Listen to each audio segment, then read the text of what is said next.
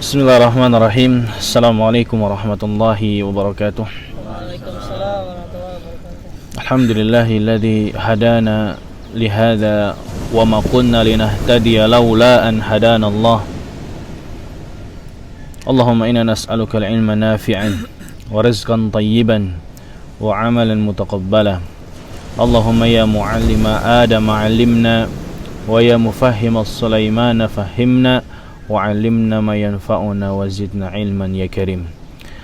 أما بعد فإن أصدق الحديث كتاب الله وخير الهدي هدي محمد صلى الله عليه وسلم وشر الأمور محدثاتها وكل محدثة بدعة وكل بدعة ضلالة وكل ضلالة في النار. Teman-teman yang saya muliakan dan saya cintai Allah Subhanahu wa taala. Alhamdulillah di pagi hari yang cerah ini, di pagi hari yang berbahagia, dan juga semoga waktu-waktu kita senantiasa diberkahi Allah Subhanahu wa taala. Berkumpulnya kita di tempat yang Masya Allah ya, di tempat yang mungkin ya kita bisa merasakan keindahan alam yang Allah Subhanahu wa taala ciptakan. Yang Allah Subhanahu wa taala ciptakan untuk makhluk-makhluknya, baik itu dari kalangan manusia ataupun dari kalangan jin dan para hewan. Merupakan sebuah karunia yang begitu agung, kita bisa duduk ya, bersimpuh untuk menurut ilmu, meskipun yang menyampaikannya bukanlah seorang ulama, bukan pula seorang yang alim. Namun sekali lagi ini adalah kebutuhan. Karena memang ilmu itu ya, atau manusia itu lebih butuh kepada ilmu lebih daripada manusia tersebut butuh kepada makan. Yang mungkin paling baik seseorang makan 3-4 kali dalam sehari, namun ilmu lebih dari itu ya. Sahabat yang saya muliakan kalau Subhanahu wa taala, karena tidak ada lagi jalan kebahagiaan yang bisa diraih oleh seseorang yang dia bisa mendekatkan diri kepada Allah Subhanahu wa taala melainkan dengan cara menuntut ilmu. Ya. Dengan cara menuntut ilmu, karena tujuan kita semua manusia berangan-angan ya. Pasti dia berangan-angan ingin kembali ke kampung halamannya. Ya. Entah itu kampung halaman dia di dunia, namun sejatinya kampung halaman kita semuanya itulah di akhirat, di yaumul mizan, di yaumul akhirah. Yaitu kita mengharapkan kampung halaman kita kelak adalah surganya Allah Subhanahu wa taala. Ya, sehingga ya kita bisa kembali ke kampung halaman kita dengan keadaan yang kita harapkan. Ya, maka kata Rasulullah sallallahu alaihi wasallam bahwasanya ilmu itu adalah jalan pintas untuk menuju surga. Ya. Sebagaimana tadi disinggung bahwasanya dalam sebuah hadis Nabi SAW mengatakan man salaka tariqan. Rasul mengatakan man salaka. Salaka artinya menempuh, berjalan. Jadi menuntut ilmu itu butuh ada proses berjalan atau ada usaha untuk meraihnya. Nah, kita seperti sekarang menyiapkan kajian butuh proses ya, menyiapkan segala macam. Kenapa? Karena kita butuh ilmu itu sendiri. Maka Rasul mengatakan man salaka tariqan, barang siapa yang menempuh, berarti butuh apa?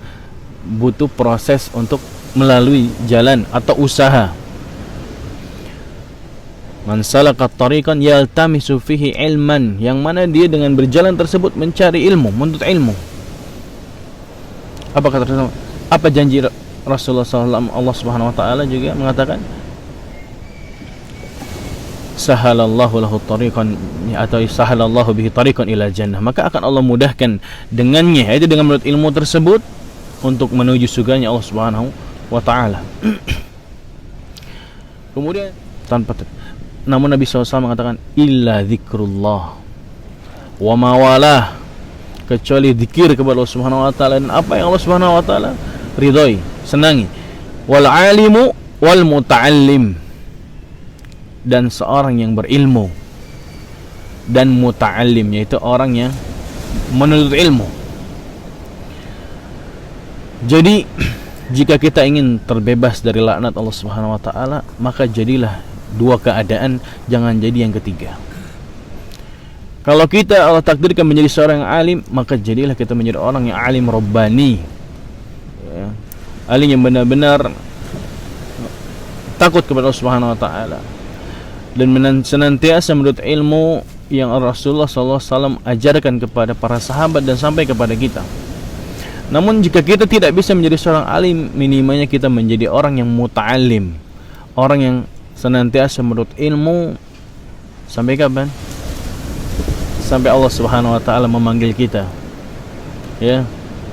Sampai Allah Subhanahu wa taala memanggil kita dan mencabut nyawa kita, maka ketika itulah menuntut ilmu kita selesai. Itulah kita menjadi selesai sekolahnya. Ya. Suatu ketika Imam Ahmad Ibn Hanbal rahimahullah ta'ala ditanya oleh muridnya, "Ya Abu Abdullah, ila mata taktubul hadis?"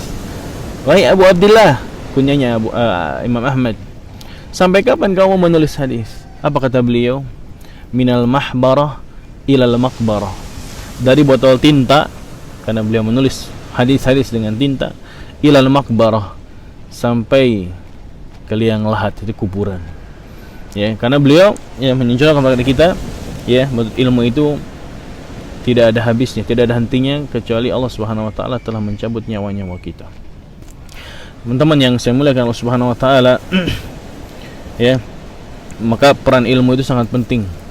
Ya, sehingga kita terbebas dari laknat Allah Subhanahu wa taala, kita harus menjadi seorang yang menuntut ilmu. Ya. Dan menurut ilmu tentu banyak ujiannya, cobaannya, ya. Dan juga ada masa semangatnya, ada masa futurnya. Dan kondisi yang seperti inilah yang akan menguatkan kita, yang menjadikan kita istiqomah untuk menuntut ilmu, itu dengan berteman dengan teman-teman yang saleh, yang selalu mengingatkan dengan kebaikan. Minimalnya apa? Kita malu untuk berbuat dosa dan maksiat ketika apa? Bersama orang-orang di sekeliling orang-orang yang saleh. Oleh karenanya, ya, saya sampaikan, ya, sangat penting, ya, berteman dengan orang-orang yang saleh yang senantiasa mengingatkan kita kebaikan dan mengingatkan kita dari keburukan. Dan kemudian insyaallah kita akan lanjutkan kajian kita, atau tema kali ini melanjutkan kajian yang semalam yang sempat terputus, ya.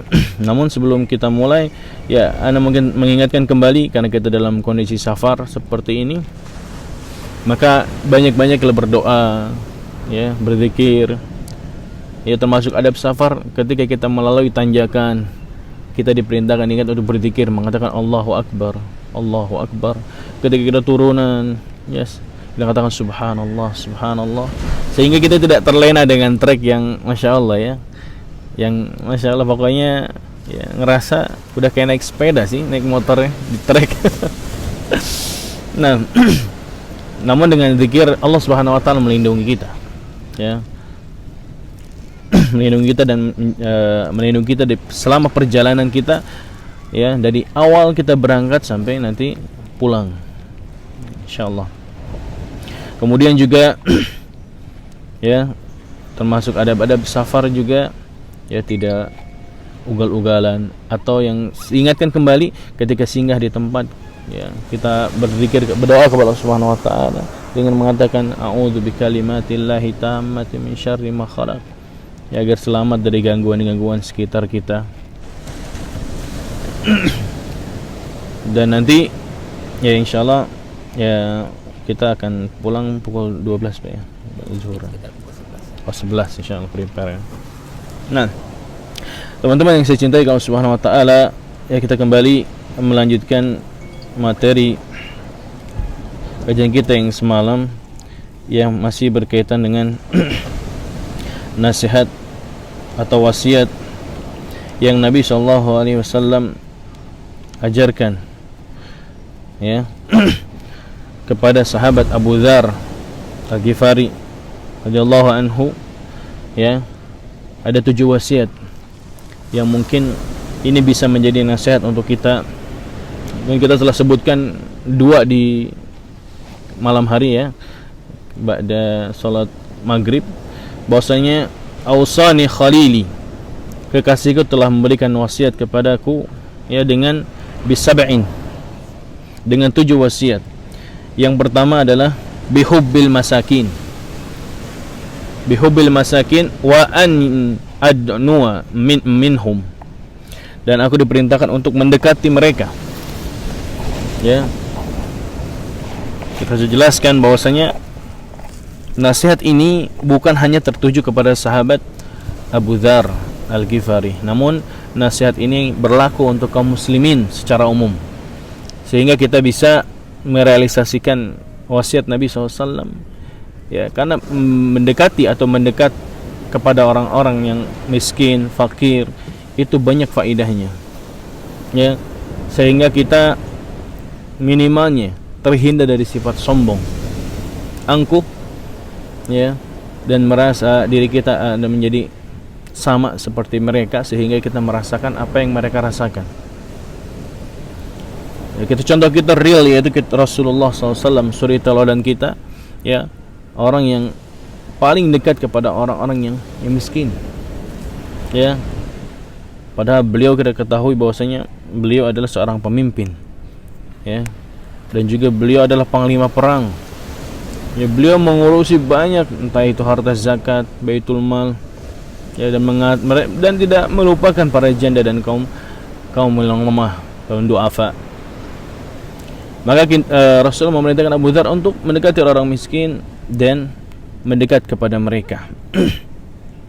Yang kedua, kita diperintahkan untuk mengatakan sebuah nasihat, ya, meskipun itu pahit rasanya, meskipun nasihat tersebut tidak enak di hati kita, ya,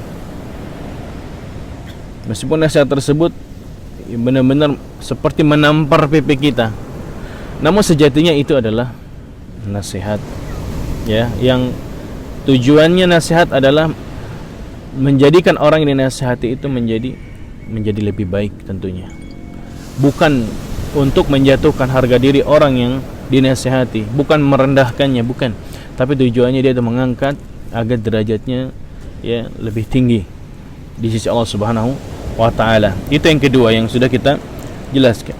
Kemudian wasiat yang ketiga, wa anzuru ila man huwa asfalu minni wa la anzuru ila man huwa fawqi. Kita diperintahkan untuk melihat kepada orang-orang yang di bawah kita. Ini kalau perkara dunia. Ketika kita melihat dunia, ya, maka kita diperintahkan oleh Rasulullah untuk melihat yang paling rendah, bukan melihat orang yang di atas kita, sehingga akan tumbuh di hati ini rasa ketidakpuasan terhadap dunia. Karena memang Rasul mengatakan apa? Ada 2 hal, ya, yang manusia tidak akan pernah puas dengan 2 keadaan tersebut atau 2 hal tersebut.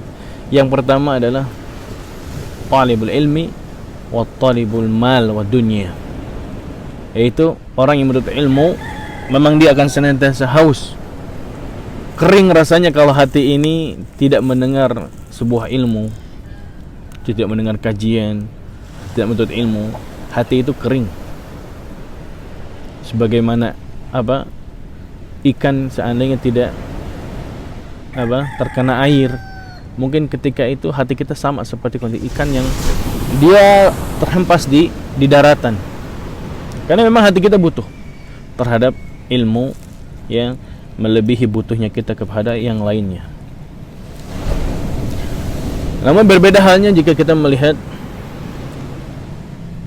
ilmu ataupun amal, maka kita harus melihat orang-orang yang mereka semangat dalam menuntut ilmu, ya, sehingga apa, kita bisa mencontoh, ya, atau kita boleh iri kepada orang-orang yang memiliki ilmu. Nah, ini dinamakan dengan ghibthah.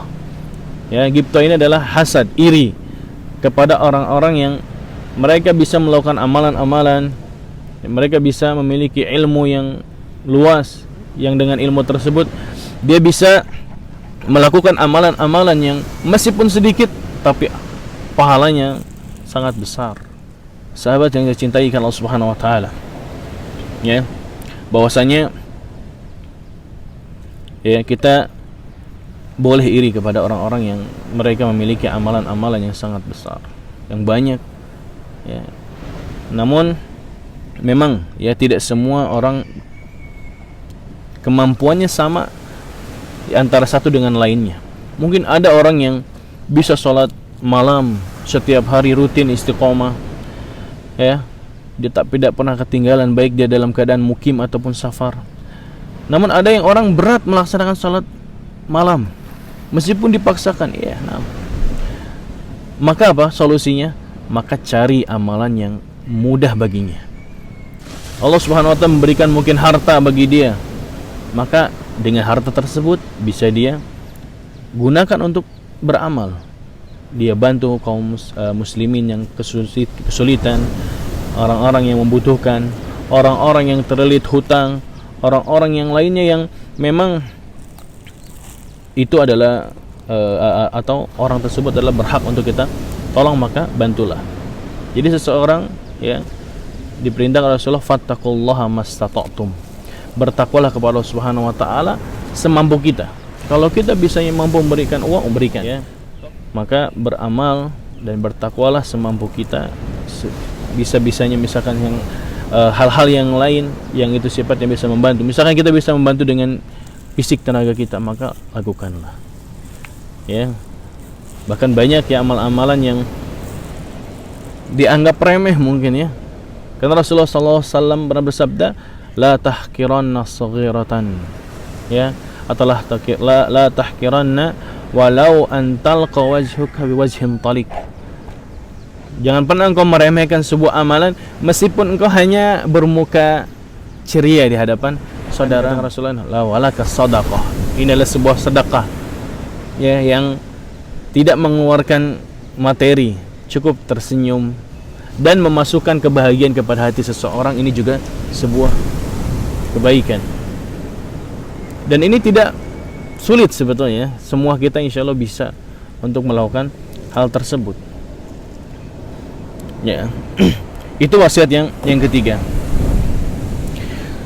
Kemudian wasiat yang keempat adalah wa an asila rahimi wa in jafani. Rasulullah SAW memberikan wasiat kepada Abu Dzar untuk menyambung tali silaturahim, tapi wa in jafani, kata Rasulullah, meskipun kerabat, ya, atau ada orang yang ada hubungan rahim dengan kita itu memutuskan tali silaturahmi. Dan ini yang paling berat. Kalau misalkan kita adem ayem, gak ada masalah dengan kerabat, mungkin enak kita untuk bisa menyambung tali silaturahmi. Namun Rasul mengatakan wa in jafani, meskipun atau jika mereka memutuskan hubungan kekerabatan dengan kita, baik di antara kita, ya, para ikhwah yang mereka, ya, demi untuk mengenal sunnah ini, mengamalkan sunnah ini, mereka rela untuk dijauhi, dicemooh oleh kerabatnya, oleh saudara-saudaranya, tidak sedikit. Namun mereka tetap bertahan istiqomah meskipun berat rasanya, ya. Karena memang sejatinya Rasul mengatakan apa? Kita itu seperti orang yang asing, ya, guroba. Karena memang Rasulullah SAW mengatakan bada al-Islamu ghoriba, bahasa Islam itu mulai muncul itu dalam keadaan asing. Lihat bagaimana Rasulullah SAW ketika awal-awal berdakwah, ya, tidak langsung terang-terangan, sembunyi-sembunyi, mengajak para sahabat yang, ya, untuk mengetuk pintu mereka, itu hati mereka, ya, agar menerima dakwah yang hak tersebut. Ya, sembunyi-sembunyi sampai akhirnya ketahuan apa yang terjadi. Rasulullah diusir, Rasulullah dilempari dengan batu, dengan kotoran unta sampai berdarah.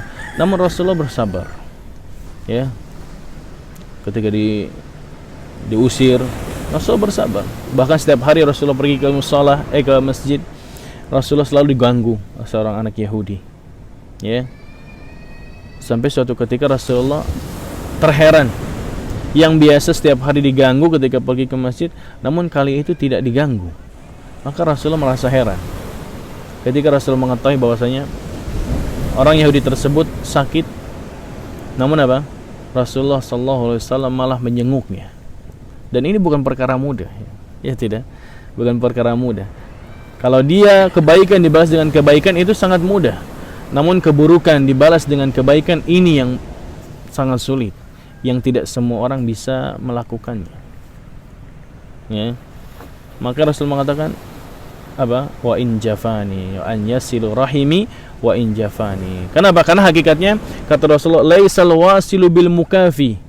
Bukanlah hakikatnya orang yang menyambung silaturahmi itu ya orang yang bisa karena menimbal balik ya. Misalkan ada orang berbuat baik kepada kita, maka kita berbuat baik kepada dia, ini namanya mukafi.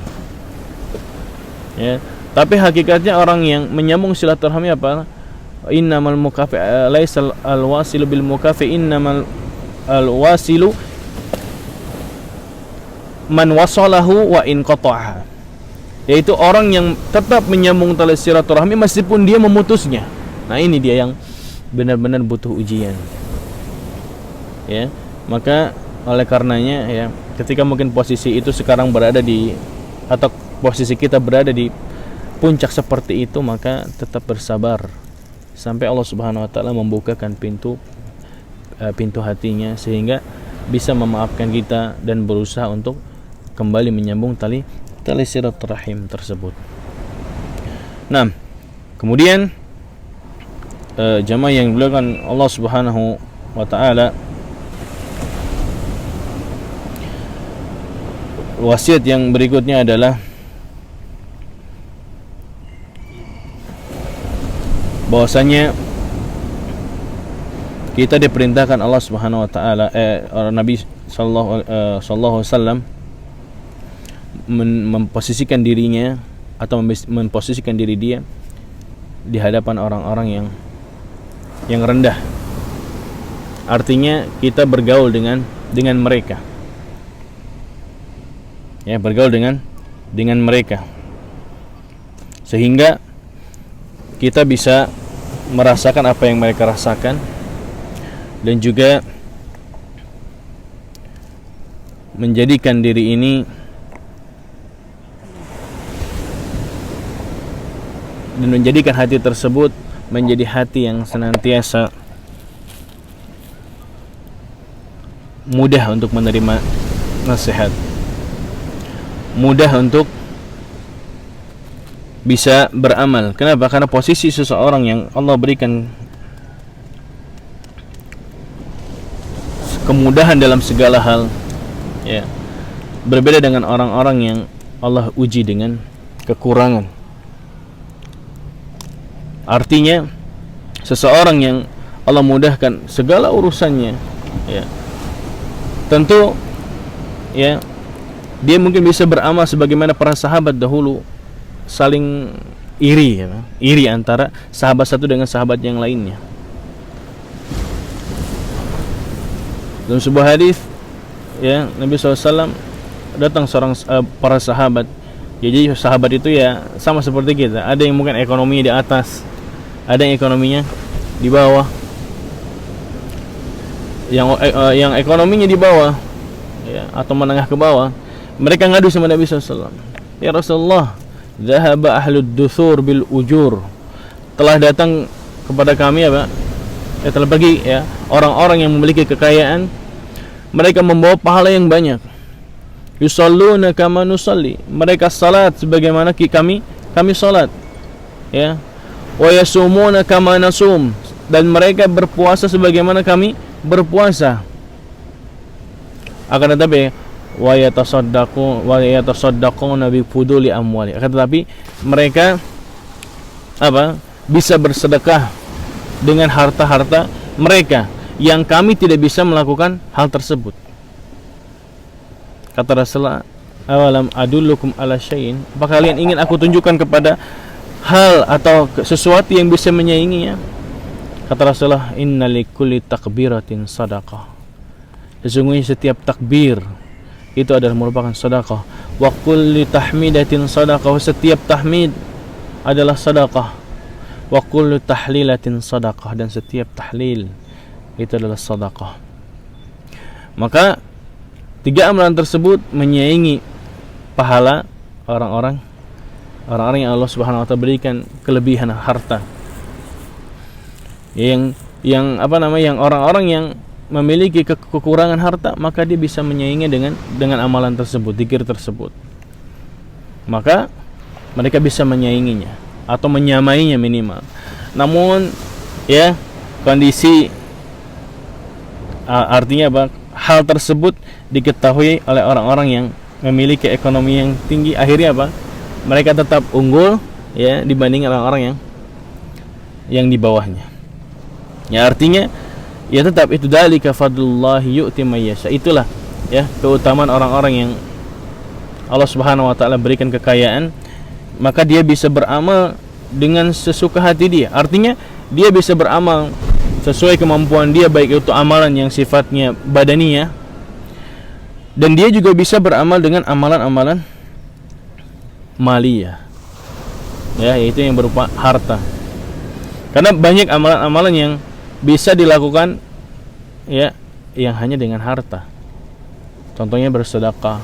Ada juga amalan yang butuh dengan tenaga fisik sekaligus harta, seperti ibadah haji dan umrah. Gitu ya. Ada yang cukup dengan ibadah badaniyah seperti puasa, sholat, dan yang lainnya.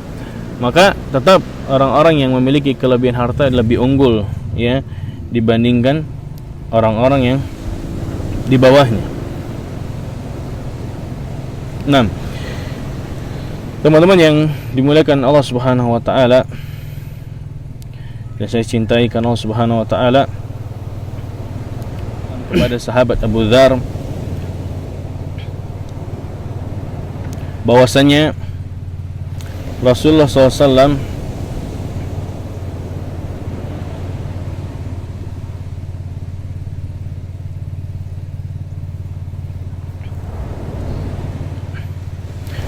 mengatakan wa an aktsaru min la haula wala quwwata illa billah. Kita diperintahkan untuk mengucapkan dzikir la haula wala quwwata illa billah, kecuali hanya Allah Subhanahu wa taala. Artinya ya kita i'tiraf, mengakui bahwasanya kita itu adalah hamba. Ya, yang benar disampaikan oleh Pak Nawawi, sehingga kita itu enggak bergantung kepada makhluk.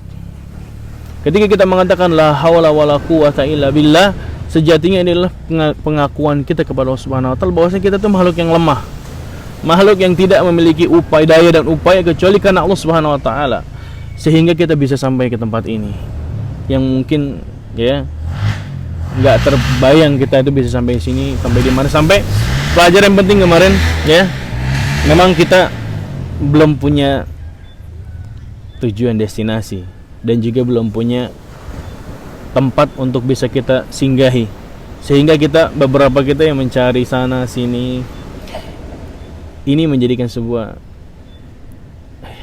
bunga atau bumbu safar kita, sehingga dengan hal atau kondisi yang kemarin kita bisa mendapatkan faedah yang banyak. Diantaranya adalah itulah rasa kebersamaan kita, bagaimana ya diantara kita mencari-cari tempat yang nyaman buat kita, bukan yang nyaman hanya untuk kepuasan dunia kita, tapi nyaman di hati kita dan nyaman untuk kita tidak berbuat maksiat dengan mata melihat hal-hal yang Allah Subhanahu wa taala haramkan ya. Dan alhamdulillah di sini, di tempat kita saat ini ya, mudah-mudahan terjauh dari hal tersebut, sehingga kita ya tujuan kita yang dari awal kita tekankan bahwasanya tujuan kita itu lillah ya. Di samping itu ya kita bisa juga tarwih nafs, yaitu merefresh jiwa kita yang mungkin penat dengan kerjaan dan kesibukan di rumah. Dengan seperti ini mudah-mudahan hati kita kembali menjadi semangat lagi untuk beramal. Wala ta'khuduni fillahi fillahu yaumal talaim. Tidak menghukum ya, atau beliau berwasiat agar aku tidak takut celaan orang-orang yang mencela dalam berdakwah kepada Allah Subhanahu wa taala. Ya. Iya benar.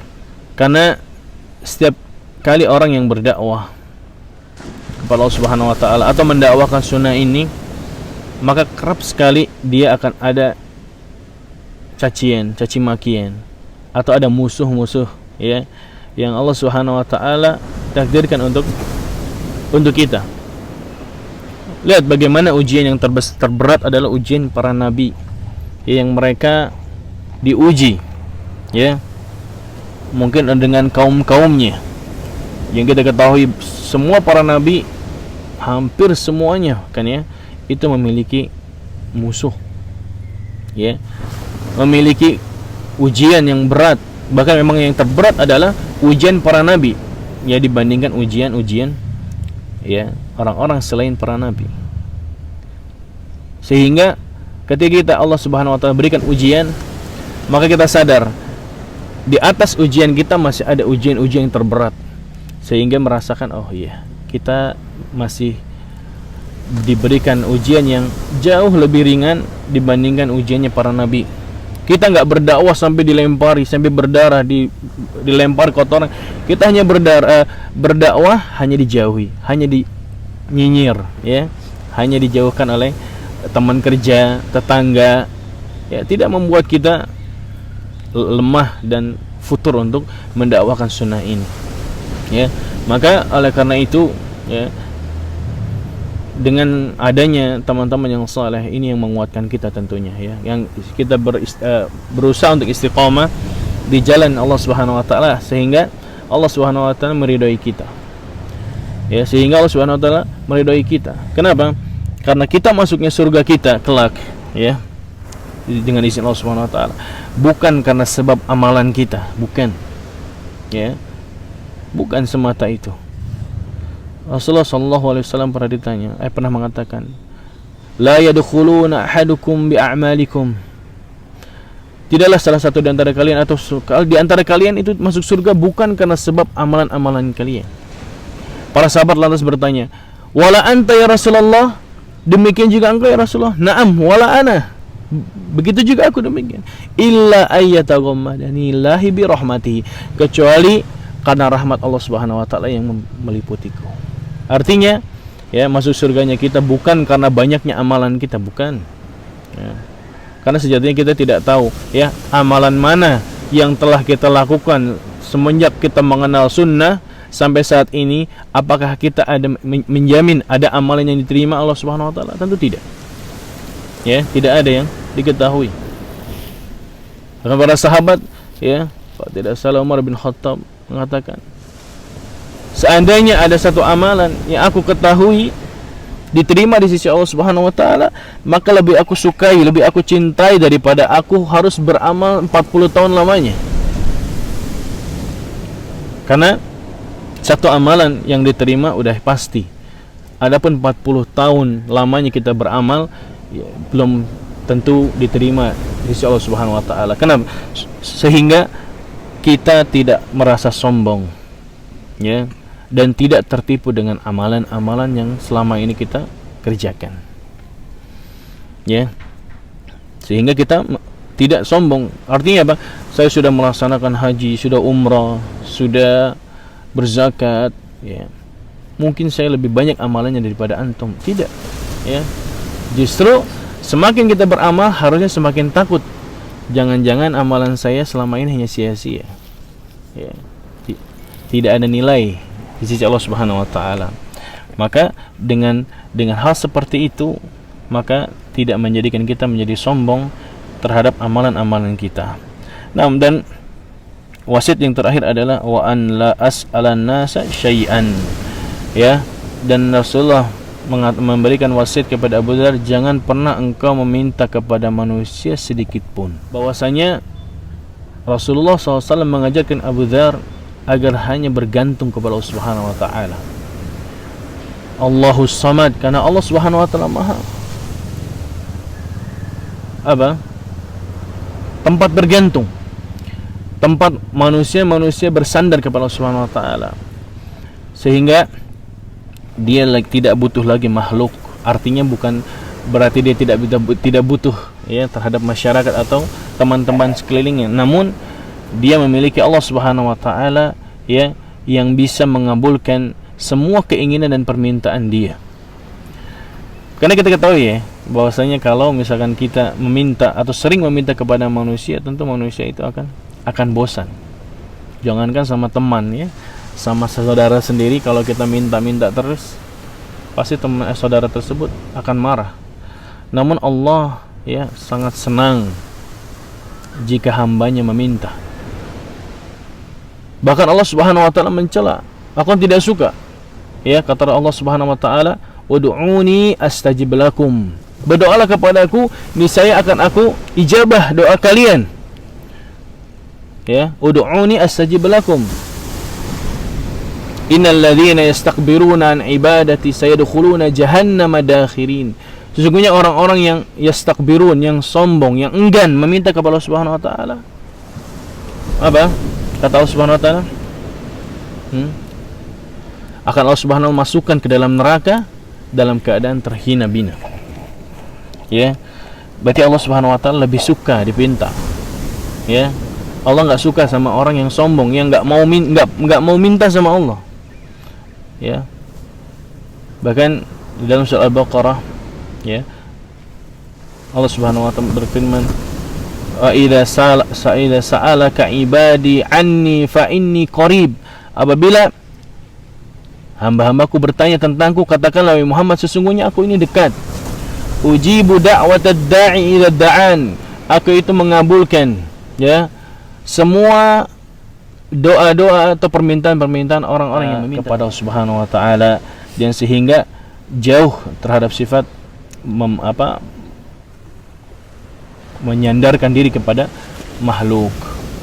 Nah, ya, inilah ada 7 wasiat yang Rasulullah sallallahu alaihi wasallam ya sampaikan kepada sahabat Abu Dzar, yang sejatinya sahabat wasiat tersebut ya itu ditunjukkan kepada kita secara umum, ya, agar kita bisa menunaikan wasiat Nabi sallallahu alaihi wasallam tentunya. Ya, yang ini ya merupakan wasiat-wasiat yang tidak sulit tapi juga tidak mudah untuk kita amalkan. Ya, maka kita senantiasa berdoa kepada Allah Subhanahu wa taala agar Allah Subhanahu wa taala memudahkan kita untuk mengamalkan wasiat-wasiat yang Rasulullah sallallahu alaihi wasallam telah sampaikan, baik itu kepada para sahabatnya ya, atau kepada anak istrinya, ya, yang tentunya itu ya perlu kita sedikit banyaknya ya kita upayakan untuk mengamalkannya. Mungkin ini saja yang bisa kami sampaikan. Ya, kurang lebihnya ana mohon maaf atas kekurangan ya ilmu ana, dan juga atas kesalahan dari ucapan ataupun yang lainnya. Dan ada yang benar datang dari Allah Subhanahu wa taala, adapun yang keliru dan salah itu datang dari diri anda pribadi dan dari syaitan. Dan Allah terlepas dari kesalahan tersebut. Mungkin bisa kita cukupkan kajian kita. Kita tutup dengan doa kafaratul majlis. Subhanaka Allahumma wa bihamdika asyhadu an la ilaha illa anta astaghfiruka wa atubu ilaik. Assalamualaikum warahmatullahi wabarakatuh.